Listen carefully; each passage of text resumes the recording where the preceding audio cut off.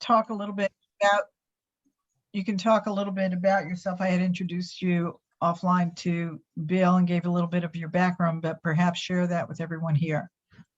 Yeah, no, thanks, Deb, for having me on the meeting, and thank you. Very nice to meet everybody here. So, yeah, so I am involved with the Sustainable Oakland Green Team. I am a part of the county conversations around plastic and styrofoam and all of that. For better or for worse, like I know a lot about this legislation. It was a project that we decided to pick up as a green team and run with last summer. So we found out about the legislation and knew it was coming down the pipe, and there were some pretty glaring holes in it, and some things that we really wanted to address, i.e.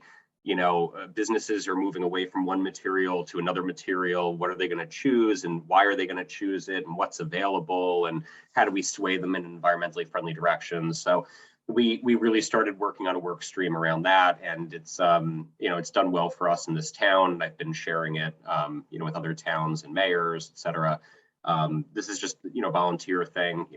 I have a full-time job. I work in online marketing for Jägermeister, the liquor brand.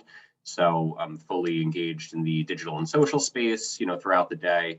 This is a nice reprieve and a nice way to leverage skill sets and do meaningful work within the community and beyond. So that's where I'm at right now. And Ron hooked me up with Deb, and that's how I got to you guys tonight. So I have probably 10 different versions of this presentation. This is a very scaled back version. I'm going to run through it fairly quickly. I would assume that you guys are, somewhat familiar with the legislation. You sort of know about it. You've, heard things. You understand, why plastic is bad and why styrofoam is bad fundamentally. So I think we probably all have a good understanding of that. So I'm gonna jump right into it. Can everybody see my screen okay? Everything looks good? Yes. Yeah. Yes. Cool.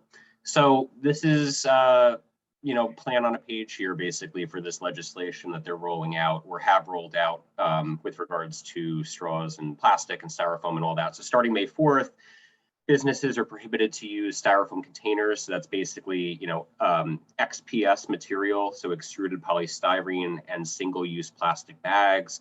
Grocery stores can't use plastic bags or paper bags, and that's really to be considered grocery. I think it's above 2,500 square feet. So maybe the corner bodega that sells food is probably okay, but a larger Stop and Shop kind of operation or Whole Foods, they have to switch fully away from plastic and paper into 100% reusable.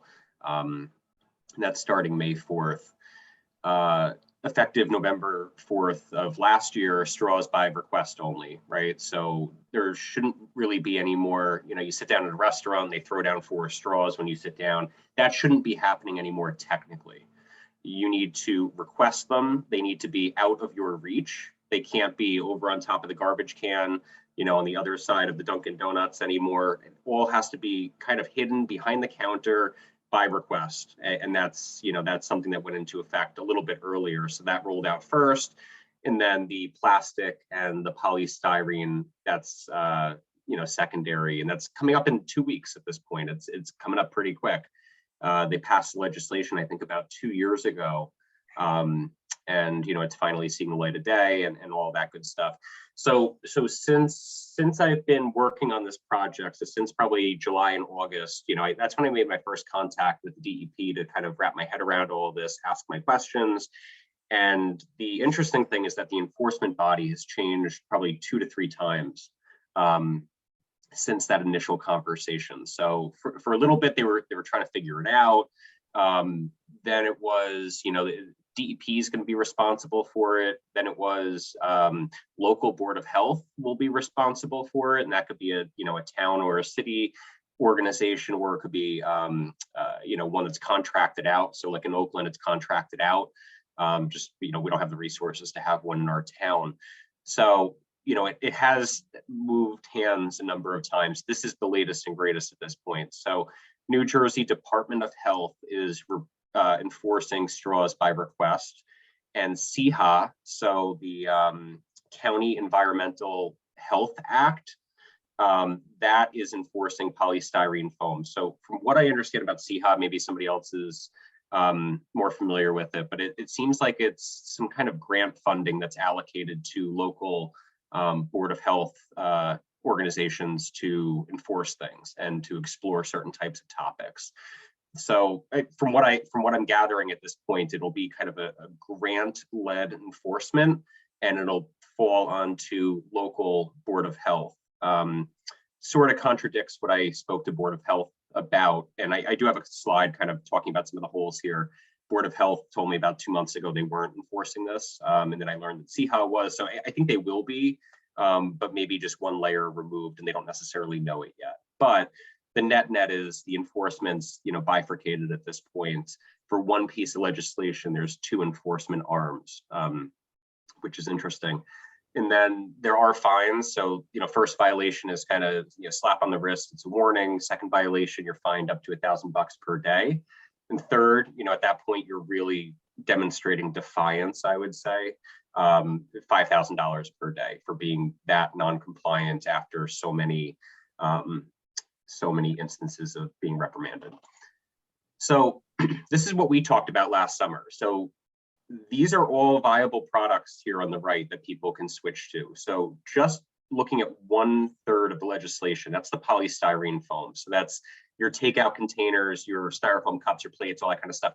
People can switch to a ton of other products, and a lot of it is plastic. Coincidentally, some of it is also polystyrene. So this is extruded polystyrene. I have some polystyrene here, the oriented and the high impact stuff. Those are basically this, but this has more air in it. This has, probably a 10 to 15. When you say this, Bill, what are you pointing to? Can you see my cursor or no? No. Oh, okay. You know what? I'm going to share my full screen because I like to use my cursor. Okay. You should be able to see it now. You can probably see my cursor moving around. I can see it. Okay. All right, cool. So the stuff on the left, right? So this is polystyrene. This is styrofoam for all intents and purposes. This material is actually this with air injected into it. So at the end of the day, this foam is actually a plastic. And this is polystyrene, this is polystyrene. They're both number 6 plastics. They're both equally as bad for the environment, for people, all of that. These are products that you can buy on the free market. You can call up your distributor and get them. Number 5, so I'm sure everybody here has gotten a number 5 takeout container with takeout, right? So a number 5 in Oakland, if it's clear, it can be recycled. If it's black, it cannot be recycled. So in terms of consumer awareness, right there now recycling it's a little difficult. Certain things can be recycled, certain things can't be recycled. There's this kind of interesting stuff too. And this kind of ventures into greenwashing. So the mineral filled polypropylene. So there's a couple companies that make it. I think EcoWise is one of them. That basically the claim is it's 40% less plastic. So they inject it with talc and natural minerals and stuff to aid in the rigidity of the plastic, but it's less plastic, so it's quote unquote more environmentally friendly, right? But it's still plastic at the end of the day. It's still garbage. And then probably the lesser of all evils that I just spoke about is something like this, a PET plastic. It's a number 1, widely recyclable. In this case, it's a recycled PET, so it's post-consumer waste built into it and all of that. But in general, we got to avoid all this stuff. And we need to focus more on this, right? And these are all products, again, you can buy it on the free market. Everything is readily accessible through online distributors, large scale operations, smaller ones.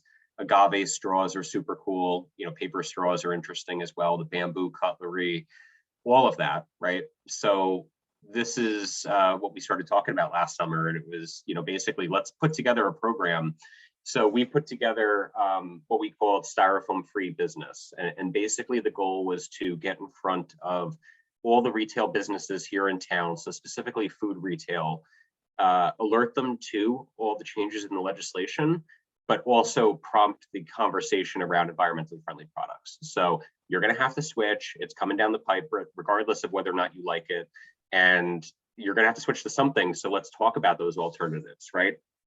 So what we were doing was effectively bridging the gap between the state level communications coming from the DEP and the NJBAC and the actual local businesses in our town. And unfortunately, our town does not have a very robust chamber of commerce. In fact, it's just starting up after probably 4 or 5 years of hiatus.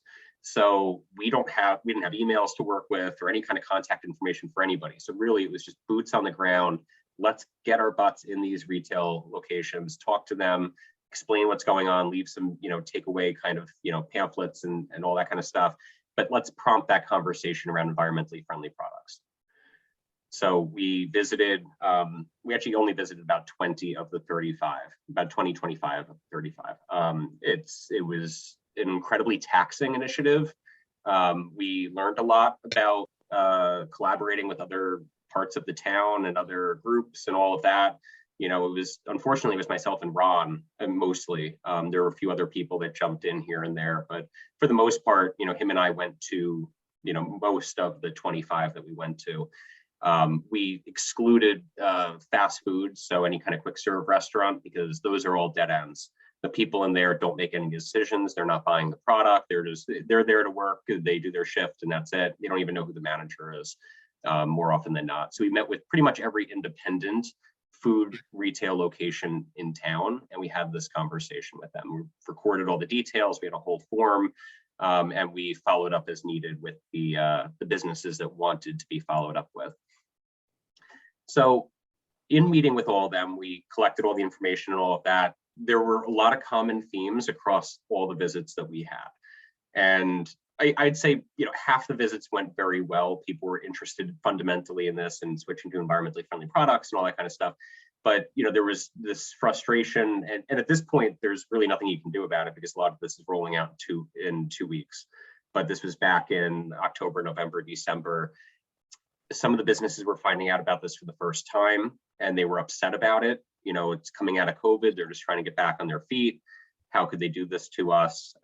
Questions around enforcement. So what if I don't do it? What happens to me May 5th if I don't do it? I have 10,000 plastic bags. I'm going to use all my plastic bags into the summer. Who's going to come after me? That was a common question in pretty much every visit that we had.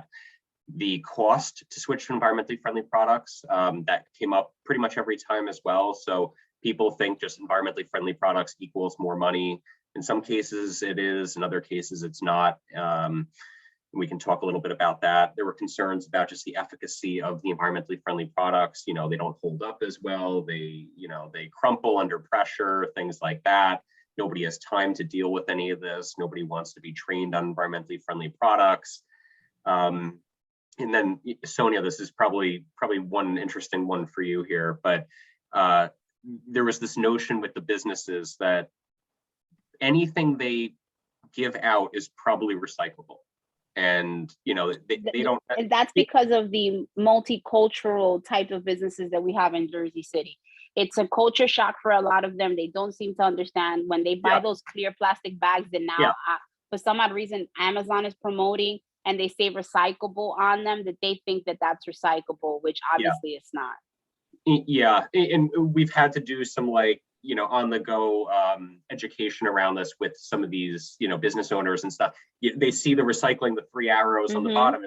It's there. How come I can't recycle it? Well, in Oakland and probably in Jersey City too, this is applicable. It's applicable everywhere. Only certain numbers are collected and they have to look a certain way. They have to be cleaned and this and that.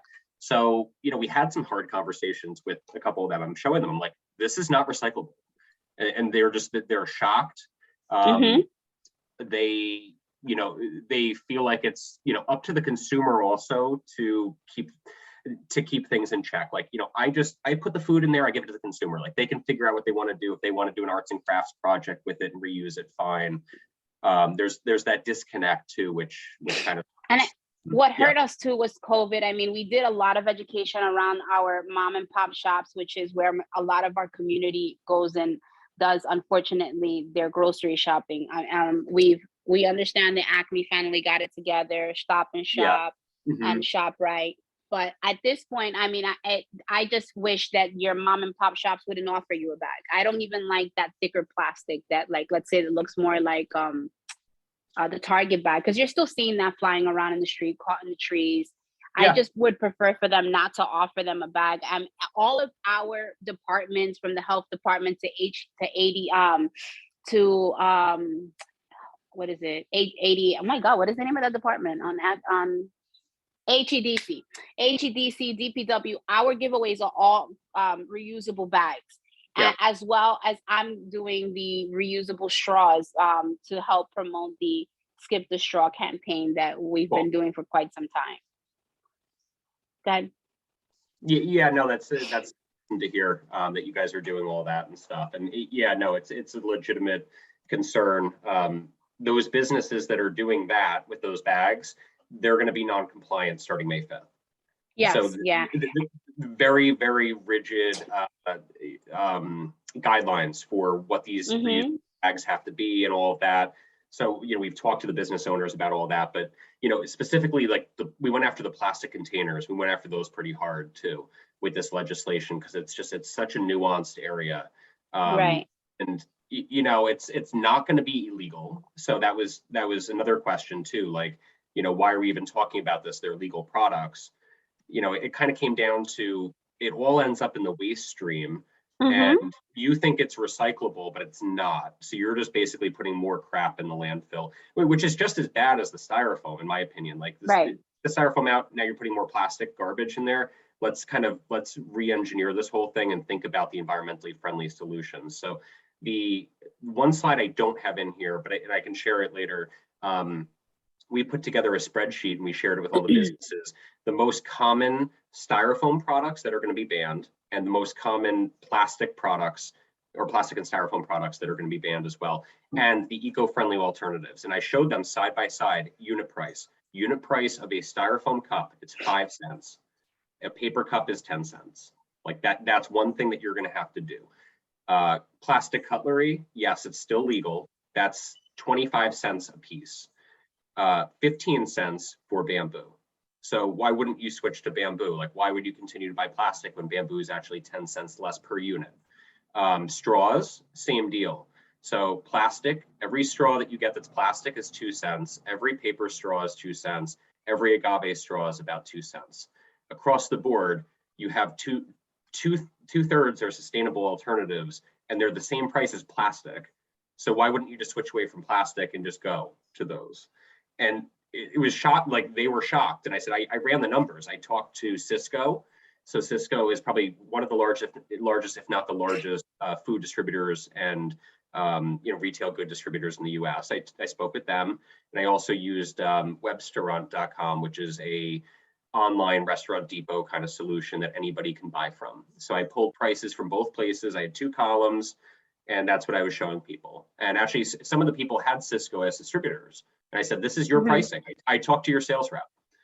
So, it was interesting. I don't know how many people at this point have switched, but we primed, we primed for the switch, potentially getting them thinking about all of this. And we'll have to see where they all end up. It's a couple weeks out. So this is a slide. Deb wanted me to put this in here. It's a good one, though. So it reiterates the legislation, but I talk about the holes. And I talk about some of the misses here and just kind of what I'm observing from the side. So the split management of of enforcement, problematic right off the bat. And I think we all understand why that could be problematic. There's no way to report or escalate non-compliance at this point. So I did get one email address where you could send in a complaint, and that was within the last week. So it was after I put together this deck. But that was for 1/2 of the legislation, and that was for the straws portion. So the other portion does not have a way to actually escalate at this point.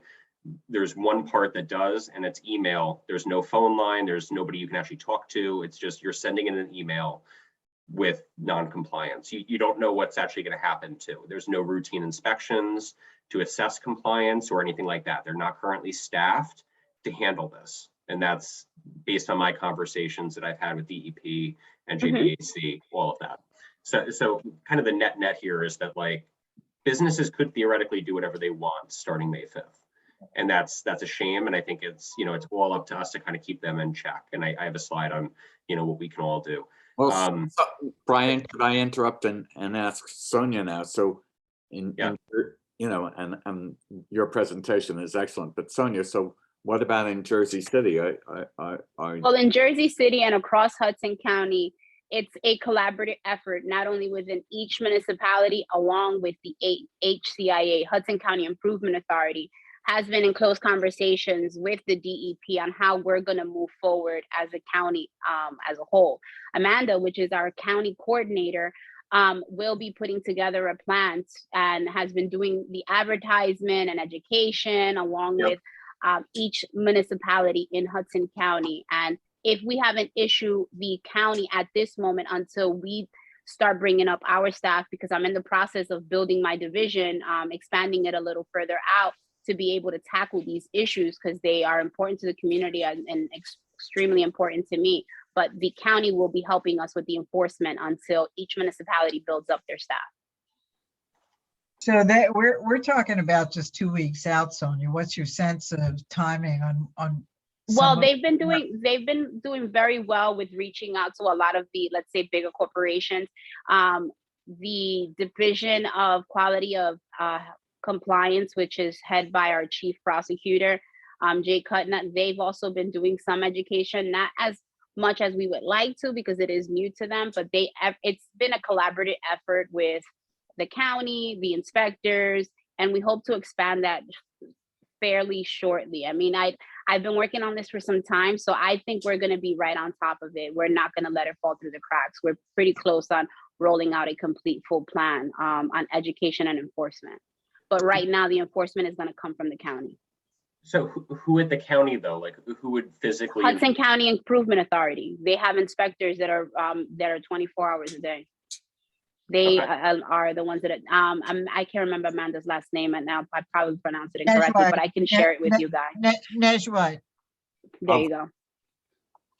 Does this make sense what I have here? Like, does this sort of align with that? Does the county fall under CHA and they're empowered? Yes. Okay.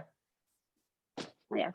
Okay. I mean, we're gonna be doing. I'm working close with Amanda on how we're going to tackle this moving forward. We've been talking about it for some time. But obviously, you know, with COVID happening, so many people moving on to other jobs because their life has completely changed, and a lot of people have been working from home. But we are going to be able to. Jersey City is going to be able to go out there and tackle these issues. Okay. That's really good. So that last slide that you were going to show, Sonia, this is interesting for Brian. It's just, you know, community organizations like us or other businesses, we have a large business network of affiliates. Mm-hmm. Like, what should we all be doing? Do you want to show that slide, Brian? Yes. And I also wanted to let you know, Brian, Jersey City, because we are a large city that everything goes out to bid, we don't do a lot of the stuff in-house, and starting with recycling. Obviously, our recycling as of right now recycles type 1, type 2, 5 caps and lids. That is at least for, I would say, for the next 3 years, if I'm not mistaken, until we go back out to bid. Who is your vendor? What are for the next 3 years? Can you repeat that, Sonia? We recycle type 1, 2, cap, lid, and type 5. And it doesn't matter what color the plastic is for type 5. Our recyclables for co-mingle gets sent over to Sims Metal, and our paper goes to All American. So you guys don't use it? That's going to be in place for the next 3 years. Yeah, it possibly can. Yes, because we have to go back out to bid. Since we don't do our own recycling, we don't find the market, we don't have a market for it or the space, we go out to bid for garbage and recycling. So it changes about every 4 to 5 years. So you guys do not use Atlantic Coast and Fiber? No, unfortunately, Atlantic Coast Fiber did not bid once their contract was up with us. And when we were with Atlantic Coast Fiber, at that time, we were recycling type 1, type 2, no cap, no lid, and carton. Yeah. But okay. We're no longer recycling carton, but now we've introduced type 5. Okay. Yeah, we don't do carton up here, but we do 5, but it's 5 with an asterisk, you know, certain colors you can. Yeah. Yeah, it's kind of a pain. It's tough. Yeah, and yeah, it is, because since it changes, it's hard to get the community, you know, because a lot of people don't understand that. They come Yeah. sometimes from other parts of the town. Jersey City has a fast turnaround time when there's so many new people moving in, that it out right now. That's what we're doing. And 4 or 5 years right now, we can go back to recycling just 1 and 2, no cap, no lid. Yeah, wow. Which we were for the last, before we got with Sims Meadow, we were recycling only type 1, type 2, no caps, no lids for a good 2 to 3 years. And then Well, I hope we don't go started back. promoting that. I So hope not either. I would just hope that they continue to bid on our recyclables. It's not, unfortunately, it's not something we can control. How do you incent bids? Say it again, Deborah, I didn't hear you. How do you incent bids that you would want to respond to an RFP? We pretty much send a letter to everyone telling them to please go into BidSync and that we're open for bids for whatever material we're bidding. If it can be our custodial contract, if we know a company or anyone, like even if I was to tell you, hey, Deborah, I'm out to bid right now for custodial, and you know a company, be like, hey, go to BidSync and download Jersey City's proposal to see what they're looking for. We just word of mouth and we go through our BidSync. Anyone who goes on there pretty much can download our what we're asking for. And Sonia, when did you say Jersey City's recycling contract is up for? If I'm not mistaken, it should be within the next 3 years. Okay. We go back out to bid again for recyclables. Yeah. And it's commingle and paper and corrugated. Right. Okay. And Sonia, we want to, organizations like Sustainable Jersey City want to help. So Bill, walk through this slide, which I can't read because the type is too small for me to read. But, we had some previous conversation about how, various stakeholder groups in Jersey City could potentially support, for example, Sonia's efforts here. Yeah, no, totally.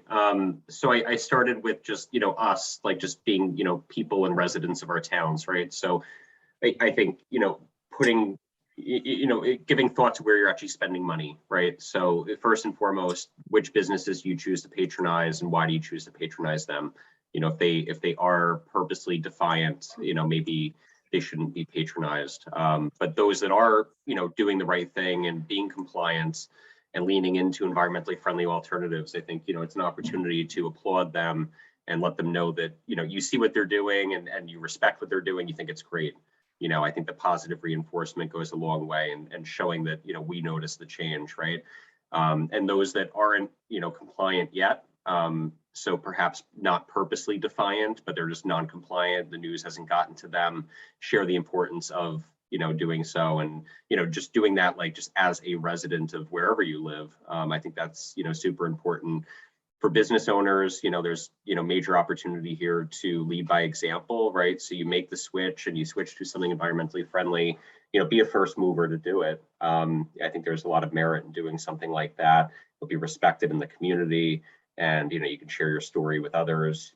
Perhaps there's even press opportunity or something like that.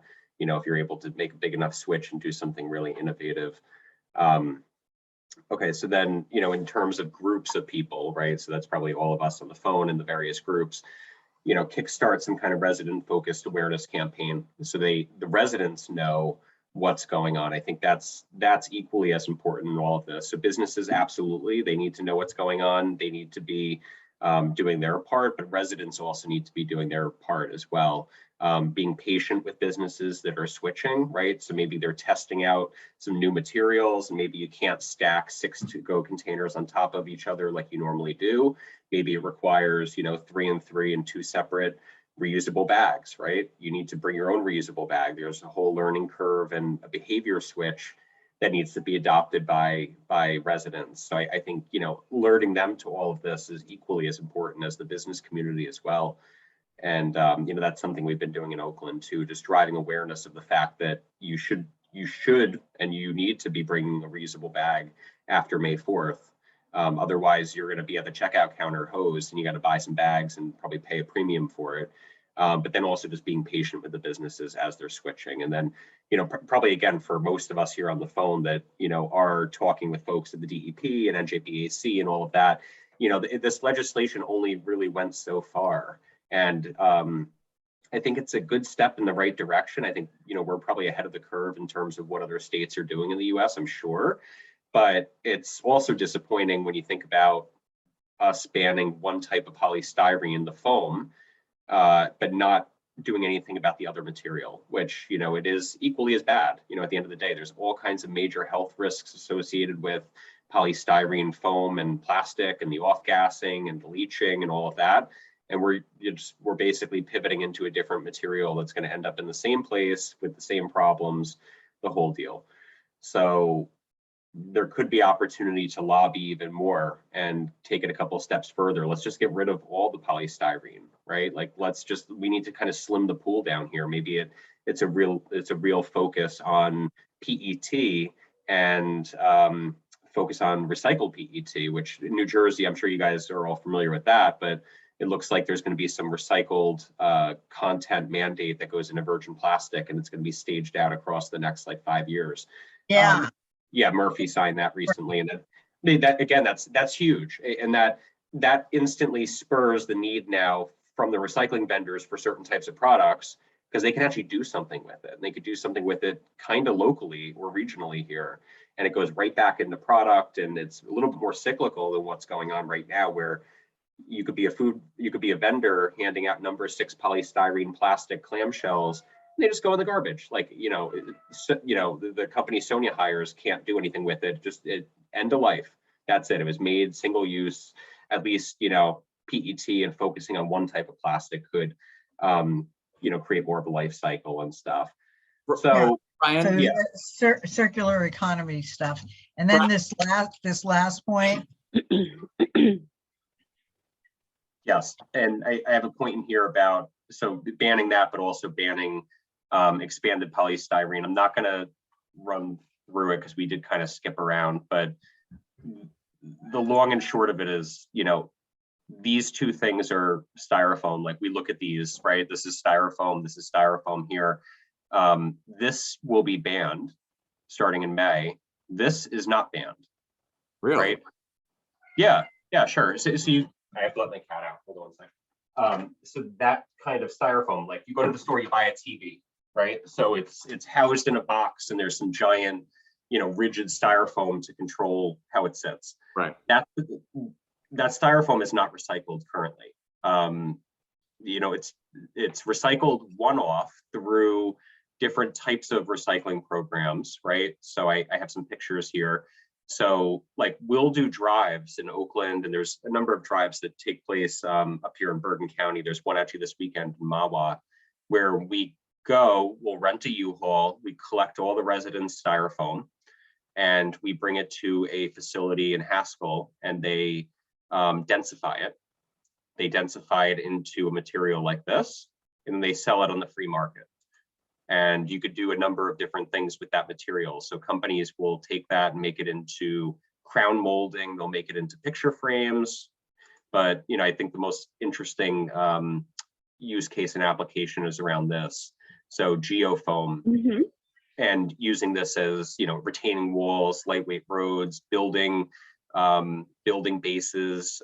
China's buying a ton of this right now, because they're going. Any chance, Sonia, that we would have a densification process operation in Jersey City or Hudson County? Anything that you've been hearing about that? Not for this type of styrofoam. I mean, I have been in talk with a couple of other cities in New Jersey that do recycle this type of styrofoam, but Yep. I need to be able to, there's so many other things that are coming our way that in order to introduce this, it's not anytime soon, to be honest, because right now Johnson & Johnson just reached out to me, and they want to do a pilot program with plastic wrapping, like the plastic wrapping when you buy a mattress, or when you buy any type of even food plastic, all that. They want to pilot it in Jersey City, and we're looking to see if we possibly can make that happen. Maybe the styrofoam, it's something that's on my list to do, but Johnson & Johnson is willing to help and give us the funding that we need if we run this pilot. And with composting still being in a piloting stage and growing slowly but surely, I don't want to jump into something else and have my hands too much in too many things and have something fail. No, Yeah, that makes sense. But there was a remarkable number Brian, you said something like $60,000 for a densification machine, and that's a revenue generator for the county? Yeah, so I can speak to that. So we currently, so what we do in the county, so we do these ad hoc drives. So like periodically there's just a drive that we do that pops up at a town. We'll collect it all. We bring it to Haskell. There's a place in Haskell that has a thermal densifier. They make it into this. The issue with that is it's not a sustainable business model and a model for us to replicate. So it's like, I have to go rent a U-Haul truck. We have to stand out there in the cold, pull this shit up, bring it to Haskell. There's tons of fumes and off gassing when you do thermal densification, which is terrible. I've visited them. I thought I was going to pass out. Like, it's just like the entire place is gross. Yeah. And then, you know, you question what they're doing with this. So they make this, and this gets made into picture frames, which again, single use plastic, garbage, you know. The best way is this. So it's through this densification process that's pressure driven. So there's no off gassing. That's how they make the geofoam block. So at least you're making something kind of meaningful. It's instead of cement, you know, bases on buildings or something like that, they could use the geofoam blocks and make something more purposeful than like a picture frame at the dollar store. So there's, you know, that kind of model, and we're exploring on the county level, you know, how do we get like one or two of these things? Where do we put them? And then towns can collect it all. So you know, you collect it all like in a trailer or some kind of bin or something like that. DPW would haul it. Let's say it's in Edgewater. There's a bunch of people hauling to Edgewater to a central place. They densify it all, make the geoform blocks. You sell them on the free market. They're able to recoup their investment within like 2 to 3 years or something like that. So that just preliminary numbers, like that's what we've been spitballing. A densifier, I think, is about $60,000 to $70,000 or something like that. Plus, you know, an FTE to manage it, a place to put it, overhead, you know, whatever. You're looking at, you know, $150,000 to $200,000 or something like that. So that's where the 2 to 3 year payback period is. But once you do that, then it's a revenue driver for the town or the city. And that's something that we're having conversations with the county about as well. So they've put in the budget for 2 densifiers, I believe. And I think Edgewater, I think that's one of the towns that may get it. They were looking for a town in Western Bergen because it doesn't make sense to haul everything to the Hudson River, basically. So they were looking to do that, kind of split it up and do this whole thing as a test, because they look at it as a revenue driver in the long term. Once we pay it back in a couple of years, they'll be making money on this, and they offer it as a central service. Because right now I have to pay the company in Haskell to get rid of my styrofoam. I have to pay them $125 every time I drop a load. So I'm paying to recycle, and then they're making money on my recycling. So it's a good gig for them. You know, like, I'm sure they love what's going on. I hate it. It doesn't really make sense. It'd be great if it was offered up on the county level as a central service and as a utility. And I get what you're saying. Like, there's so many things that don't fit squarely into like the 1, 2, and 5 recycling streams. So plastic bags, you know, J&J is coming to you guys. That makes sense. You know, on our town level, we recycle plastic bags, and I don't know exactly where they go. We bring them to Kohl's. Kohl's will haul them away. Kohl's like the department store in Ramsey. They do central plastic bag recycling. So they'll collect from municipalities. They'll load up a truck with it. They bring it somewhere and repurpose it. And then we work with Trex, T-R-E-X. They're the company that makes the faux plastic decking. They give us credit for every 1,000 pounds of plastic we recycle. So we give them estimates. And then for every 1,000 pounds, we get a free Trex bench, which is great. So I think we're on like our 4th Trex bench that we can put in our cool arrangement. Yeah, it's nice. And, you know, it's a part of their corporate social CSR. Yeah, you know, their CSR program and stuff. So they just want estimates. They don't need like actual proof, but, you know, we keep it on the up and up. We weigh the bags, and then we let them know, hey, we hit another 1,000 pounds. Great. Where do you want to put the bench? You know, it shows up at DPW. DPW sets up the bench. We get a bench. So Sonia, if you want SJC, you know, we can have another, you know, conversation about this. As you're rolling stuff out, we'd like to be supportive, you know, just in terms of community education and outreach for some of this. If you think it's useful, we're available to you. What, you know, if there's more to add from your perspectives around what Jersey City is doing on the ground here, both on this front, and then you mentioned what we're doing with composting, because this is a conversation about waste streams. Please jump in and, you know, offer your Jersey City perspective on all of what's happening. Well, just to touch base on what Brian was just talking about, have you reached, that's a great conversation to have with Hudson County Improvement Authority, because they can be, they could possibly offer that service when they do hazardous wasting, or when they do an e-wasting, and collect that type of styrofoam in each city around Hudson County. So I'll connect you with Brian, an email, Okay. and you guys could have a conversation and see how you want to represent this back to Amanda. And yeah, I mean, go ahead. Sonia, also, you know, whatever you send to Deb, feel free to send it to me, and I can, I'm also the secretary of the Journal Square Community Association. Yes. And so I can include it in the emails I send out to our email list. Yeah, I mean, I would Sure. think that neighborhood associations can be very instrumental arms and legs for you on the ground, Sonia, right? If you want to fish out on this. Absolutely. I mean, the neighborhood associations that are most involved, definitely the Journal Square has been very heavily involved. I've spoken and we've done workshops online, even during COVID, as well as the Greenville Association, that have been very, very active in our efforts. But absolutely, I mean, any help and advocacy that we can get would be super helpful. Sure. Talk about composting. Okay, so our composting program, we're slowly expanding and doing our drop-off locations. I am still looking to do the lot that's at the end of Garfield Avenue and Merritt that Director Flanagan and I have been discussing on making it a composting workshop. We are looking to do something a little more different than just composting. Is that the G&A community garden?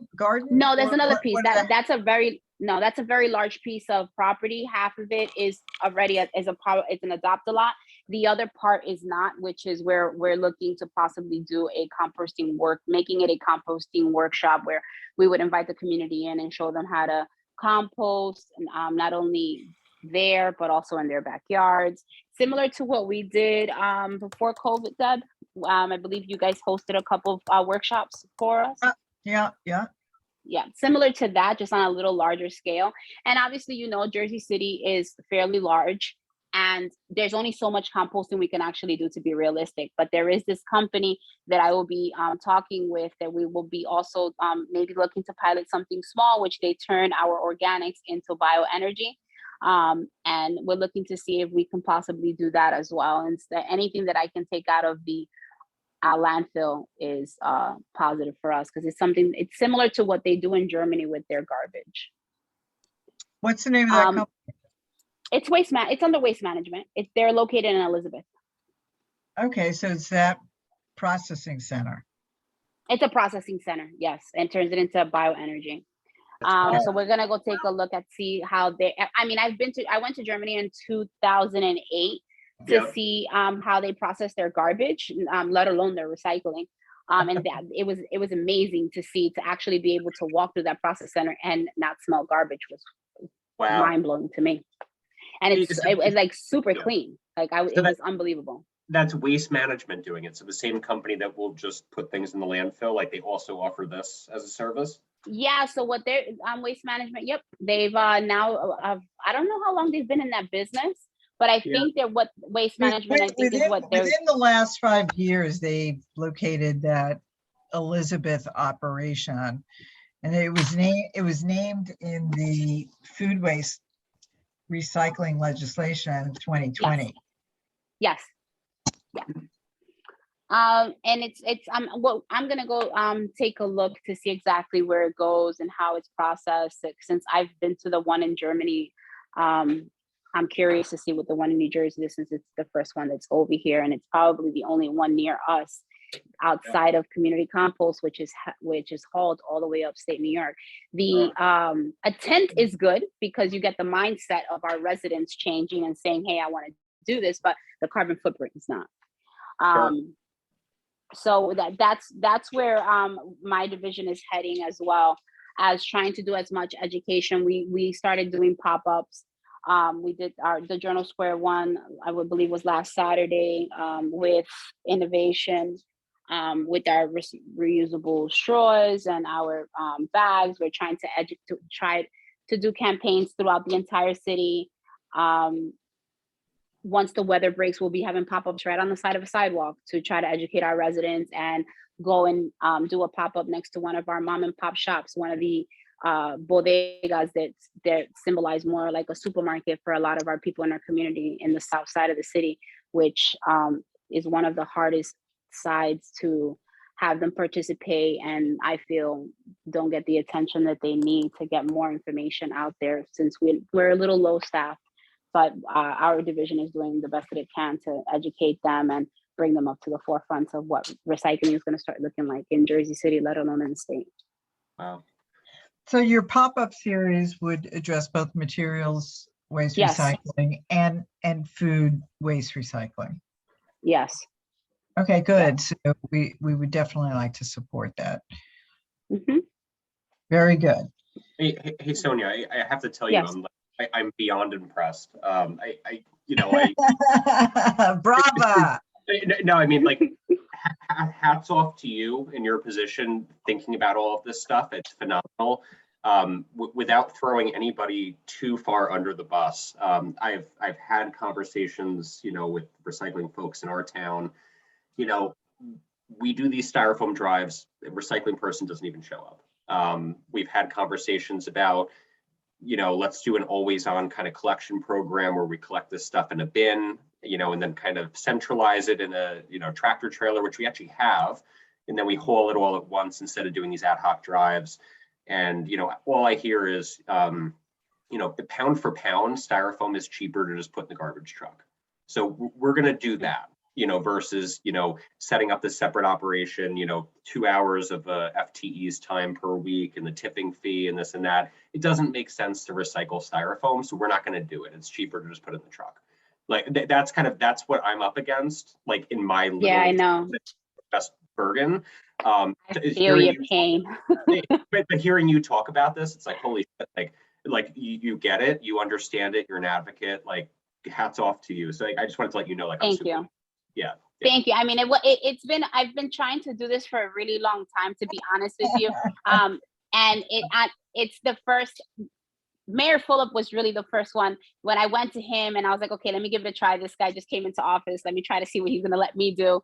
And he was like, you know what? Go ahead, try it. And then later on, after so much trying and piloting, and he pretty much lets me pilot anything. And I'm always willing to jump in and help anyone who's willing to help me in the community. So if anyone wanted to do an e-drive, we're collecting TVs, computers, or anything like that, I make myself available. I'm on vacation with my family. Anybody wants to talk about recycling, I make the time, because it's important for me. One, I am born and bred in the city. I live and raise my children there. So it's important what happens to our residents, because it's going to affect me as a resident as well. My family is also there. My dad has invested a lot of time and businesses in Jersey City. So anything that I can do to move my city forward, I will take the time aside from even where I'm at right now to talk to anyone who's willing to help me push this forward. But I got to thank Mayor Fulop for letting me pretty much pilot anything I want when it comes to recycling, and being supportive on anything that I want to do that he feels is going to be beneficial. And even if he doesn't know, he's like, okay, come on, let me go with you. I want to learn as well. So like, he's been very supportive on all of my initiatives. That's fantastic. Very great. Cool. This was good, right, Yes, Bill? thank you guys. Yes, thank you all. And I see Ricardo Calasar, reporter for the record, is on. And I guess, Ricardo, can you hear me? Or you muted? But this Hey, would, Bill, how you doing? good, good, good. So this might be a good story for you, and we can put you in touch with Brian, since you cover Bergen County, but this is a statewide issue. Really could be a good story for you. Yeah, I'll think about it. I just, I get the emails so I wanted to check out Sustainable JC. I've been getting the emails the last few years, and I figured it'd be a good time to check it out. It is interesting. Thank you, Some of the stuff you guys Ricardo. talking about interesting. How's that? I said thank you for tuning in. Oh, no worries. Yeah, I just my time has been kind of, so I would have turned in earlier, but I think you guys had problems with the Zoom link, and Yes. I also myself had almost forgot you guys had a meeting going on. Yeah, let me actually I'll We're turn on the gonna video. not for anything, we'll just put this in the chat because we're trying to put together, a consolidated list, but I'm going to put my email and, so will Bill, and my phone number here. But, recording to this session is available. It was a very interesting discussion. And, it's the basis, I agree with Bill, to consider being part of the opportunity here to create more awareness with the public. If there could be some media coverage around this, that would be really good. And Brian's kind of laid out of these, sort of huge discussions with DEP and various agencies and whatnot, just to lay the land of, where some of this is going to be implemented and enforced, and how businesses can work together, with government, and how the public could get behind some of this. So I don't know, it'd probably be a good session if you're just tuning in, it'd be a good session to, recording to listen to, Ricardo, you know what I mean? Yeah, absolutely. By all means, because I came in a little bit late, so whenever you have a recording of the whole thing, let me know. I may have to step away because I've been, after some off work, I've been just trying to, do a bunch of things around the house. So, so there's my contact information and phone number. Bill, you have Yeah. opportunity to just throw yours in there too. And Ricardo, be in touch. yes, I will. Thank you so much. Hey, Ricardo, who do you report for? Which pub? Well, I'm affiliated with The Record and NorthJersey.com. Okay. And so, which part of Bergen are you in, Brian? I'm in Oakland. Oakland, sure. Yeah. Well, what happened is, however, since last year, I don't cover Bergen County anymore per se. I just cover as part of a team of writers. So it's New Jersey still, but it's also New York and Pennsylvania and Maryland and Delaware, and I think I was told Virginia. So it's a lot of stuff about race and culture, but what happens is I will get requests from different writing groups telling me, hey, look into writing a story about this or that, so it could be about anything from, like I said, online gambling to, the environment and stuff like that. Wow. Yeah. So sometimes that pops up. So that's why I figure, Yeah. I've noticed there's a group that's going to deal, I guess, with the environment. I have to find out more about it. So since I get the emails from Sustainable Jersey, I think it'd be a good start. Yeah, and if you want to connect the dots, think of it this way also. You have the most progressive environmental justice legislation happening in this country here in New Jersey. And then you have very progressive, and it's just a start, to be honest. I think that the food waste legislation is more progressive than the plastics legislation. Sure. But, you have these pollution conversations tied to environmental justice legislation. That's where it becomes really interesting to connect the dots, I think. Yeah. If you want to bark up something that really has sort of a bigger impact. It's not just about a plastics conversation we're having tonight. there's an environmental justice conversation behind this. No, good point. In fact, I was thinking of climate change because when someone brought that up, I mean, the first thing with Jersey City is Correct. the impact of it. I mean, Yeah. I think I saw the stat, which I figured was probably pretty accurate, that 40% of Jersey City is in a flood zone. And there have been different Yes. things that have been done to try to make a difference. And so that, areas of the city, which I've seen over the years, the journalist and as a resident, because I grew up here, where it's just completely underwater and you just can't get through. Whether there's been something simple as clearing out the basins, or something more complicated like that's been talked about for a number of years of building a seawall. So things like that also kind of pique my interest. Yeah, green infrastructure. There are a couple of new pilots happening in Jersey City with green infrastructure technology, some engineered solutions. Hmm. We've been advocating because we think that it should be coupled with nature-based solutions for tree canopy restoration. But, something in Bill, potentially this is a good topic for next month. For folks who are on this call, we, Bill and I look at what would be the next appropriate topic for discussion. But we just entered into a major grant proposal with the EPA, with the city of Jersey City for air quality monitoring here. Hmm. We have a huge air quality issue in Jersey City, and we are technically now being called the city with an asthma alley. Oh, interesting. So, yeah, and we can talk a little bit about this. Bill, I'll brief you offline and we can decide if we want to talk about this next month, but it's not just about flooding, right? So the climate change impacts also include air quality. If we're talking about emissions reduction, I mean, emissions are not just heating up the planet, right? So they're causing public health issues. No, Right. that's a good point. Yeah, and I remember, I think your group and those other groups that have been looking at, heat islands in this city as well. Yeah, we just, did that study, and that's what we're building on, because the urban heat island effect actually makes those those negative air quality conditions even worse. Sure.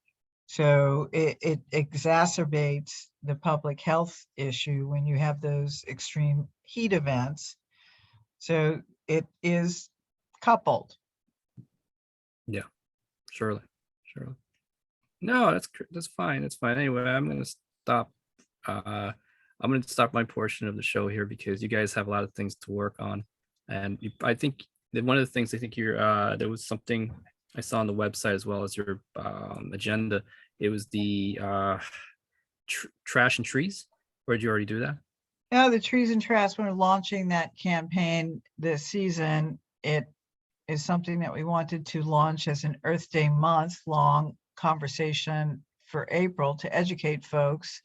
And we're actually going to execute the first 3 pilot events in May.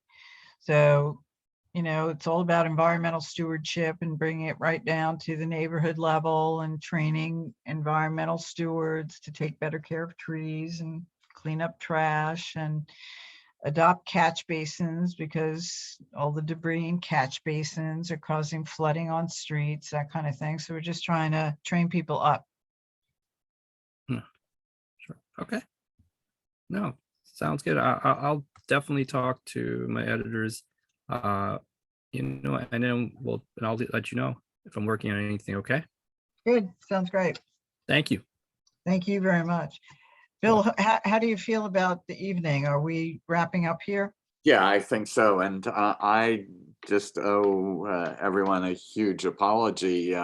Somehow my email to the Green Committee did not go out. I sent it yesterday and again today. And sometimes using Microsoft Outlook to send out, and if there's one bad email address, nobody gets it, rather than, and so I have to cull through this list, and it's extremely frustrating. But we had a really great discussion, and Brian, if you can send me that that deck, you know, then I can share it, and I've recorded this meeting. Yep. That'd be great. Thanks for doing that, Brian. Yeah, we want to kind of introduce it around, and I want to send an email. We'll loop you in with Sonia. Good? Yeah. Okay. Yes, great. That would be great. Thank you so much. Yeah. You got it. Thank you so all much. very much. Have a nice evening. Okay. Good night now. Thank- Bye-bye. Thank you. Good night. Bye. You guys.